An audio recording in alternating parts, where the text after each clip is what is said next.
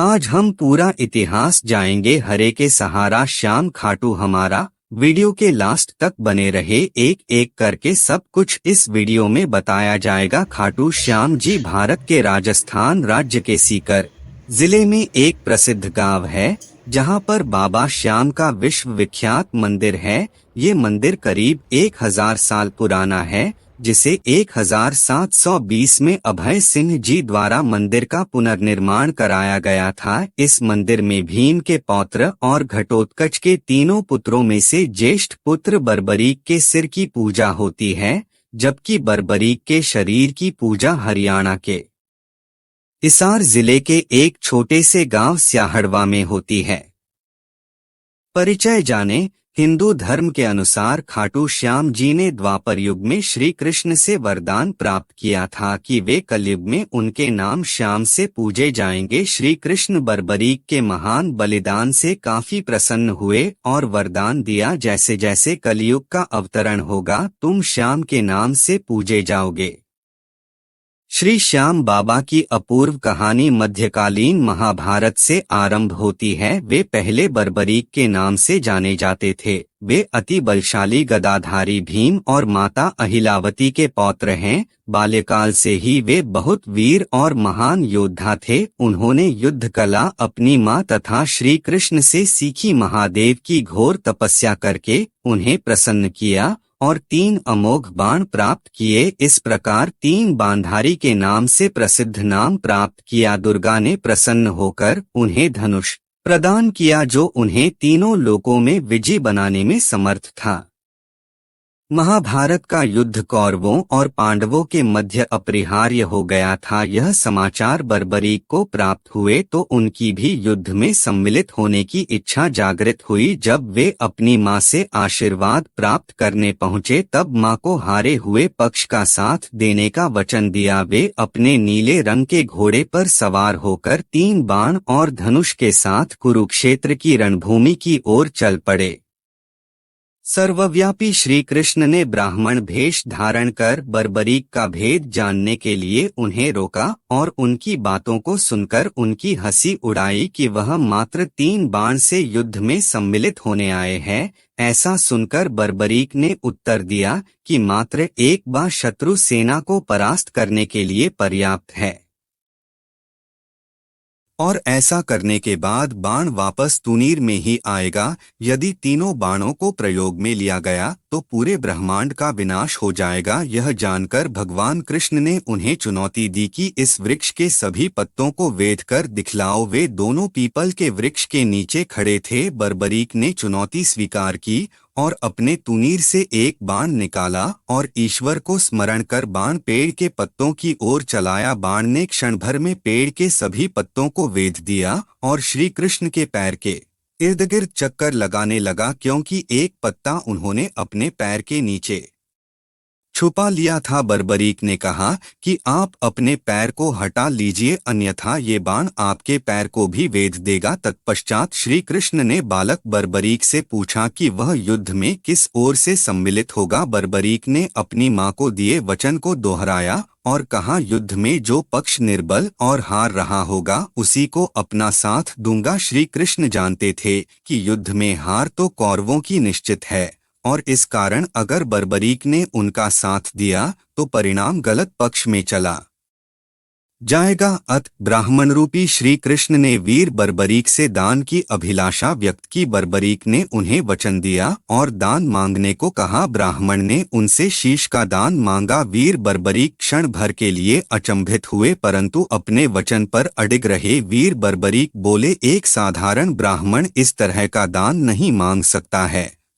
ब्राह्मण से अपने वास्तविक रूप से अवगत कराने की प्रार्थना की। ब्राह्मण रूपी श्री कृष्ण अपने वास्तविक रूप में आ गए। श्री कृष्ण ने बर्बरीक को शीश दान मांगने का कारण समझाया कि युद्ध आरंभ होने से पूर्व युद्ध भूमि पूजन के लिए तीनों लोकों में सर्वश्रेष्ठ क्षत्रिय के शीश की आहुति देनी होती है। इसलिए ऐसा करने के लिए वे विवश थे। बर्बरीक ने उनसे प्रार्थना की कि वे अंत तक युद्ध देखना चाहते हैं। श्री कृष्ण ने उनकी यह प्रार्थना स्वीकार कर ली। श्री कृष्ण इस बलिदान से प्रसन्न होकर बर्बरीक को युद्ध में सर्वश्रेष्ठ वीर की उपाधि से अलंकृत किया। उनके शीश को युद्धभूमि के समीप ही एक पहाड़ी पर सुशोभित किया गया, जहां से बर्बरीक संपूर्ण युद्ध देख सकते थे। फाल्गुन माह की द्वादशी को उन्होंने अपने शीश का दान दिया था। इस प्रकार वे शीश के दानी कहलाए।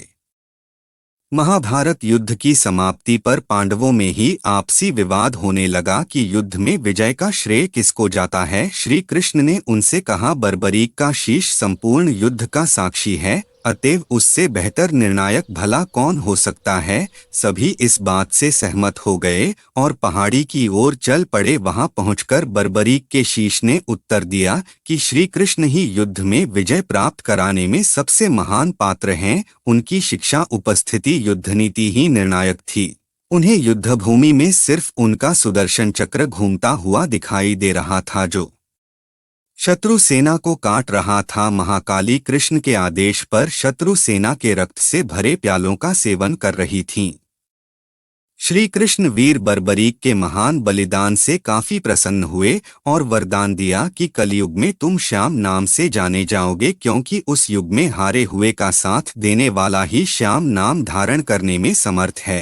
उनका शीश खाटू नगर वर्तमान राजस्थान राज्य के सीकर जिला में रखा गया, इसलिए उन्हें खाटू श्याम बाबा कहा जाता है। यह दावा किया जाता है कि एक गाय उस स्थान पर आकर रोज अपने स्तनों से दुग्ध की धारा स्वतः ही बहा रही थी। बाद में खुदाई के बाद वह शीश प्रकट हुआ, जिसे कुछ दिनों के लिए एक ब्राह्मण को सुपुर्द कर दिया गया।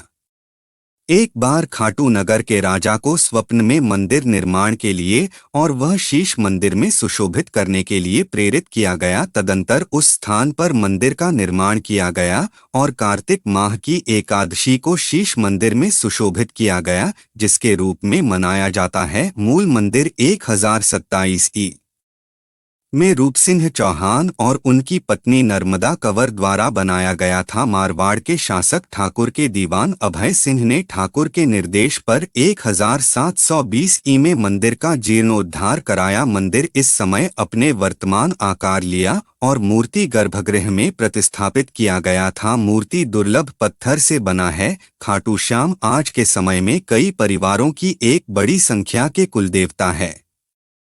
श्री खाटू श्याम जी का बाल्यकाल में नाम बर्बरीक था। उनकी माता, गुरुजन एवं रिश्तेदार उन्हें इसी नाम से जानते थे। श्याम नाम उन्हें कृष्ण भगवान ने दिए थे। यह नाम इनके घुंघराले बाल होने के कारण पड़ा। बाबा श्याम को श्याम बाबा 3 बाण धारी नीले घोड़े का सवार लखदातार हारे का सहारा।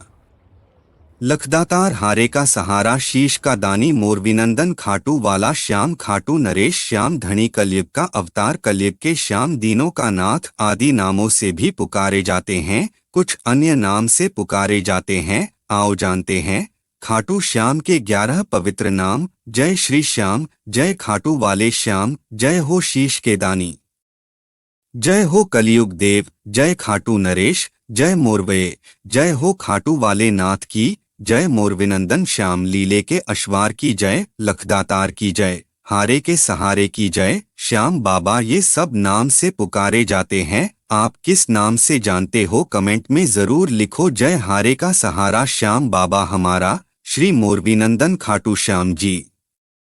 ऋषि वेदव्यास द्वारा रचित स्कंद पुराण के अनुसार महाबली भीम एवं हिडिंबा के पुत्र वीर घटोत्कच के शास्त्रार्थ की प्रतियोगिता जीतने पर इनका विवाह प्रागज्योतिषपुर वर्तमान आसाम के राजा दैत्यराज मूर की पुत्री कामकटंकक्ता से हुआ। कामकटंकक्ता को मोरवी नाम से भी जाना जाता है। घटोत्कच व माता मोरवी को 3 पुत्र रत्नों की प्राप्ति हुई। सबसे बड़े पुत्र के बाल बब्बर शेर की तरह होने के उसका नाम बर्बरीक रखा गया। ये वही वीर बर्बरीक हैं जिन्हें आज लोग श्री श्याम खाटू के नाम से प्रसिद्ध है। हारे का सहारा, जैसा कि इस आलेख में बताया गया है, बाबा ने हारने वाले पक्ष का साथ देने का प्रण लिया था, इसीलिए बाबा को हारे का सहारा भी कहा जाता है।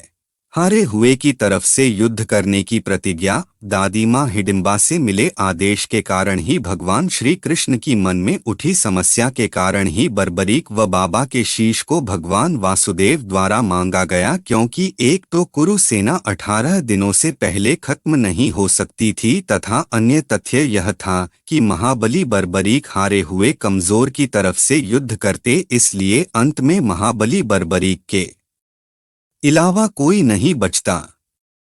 मोरछड़ी धारक बाबा हमेशा मयूर के पंखों की बनी हुई छड़ी रखते हैं, इसलिए इन्हें मोरछड़ी वाला भी कहते हैं। लीले का अश्वार श्याम बाबा को लीले का अश्वार कहा जाता है। दरअसल वीर बर्बरीक के पास नीले रंग का घोड़ा था। नीले रंग को स्थानीय भाषा में लीला भी कहा जाता है, इसलिए उन्हें नीले के अश्वार या लीले के अश्वार कहा जाता है। उत्सव मनाया जाता है। वीडियो को समाप्त करते हैं। अच्छा लगा तो वीडियो लाइक शेयर जरूर करें। ज्यादा से ज्यादा जय श्री श्याम बाबा।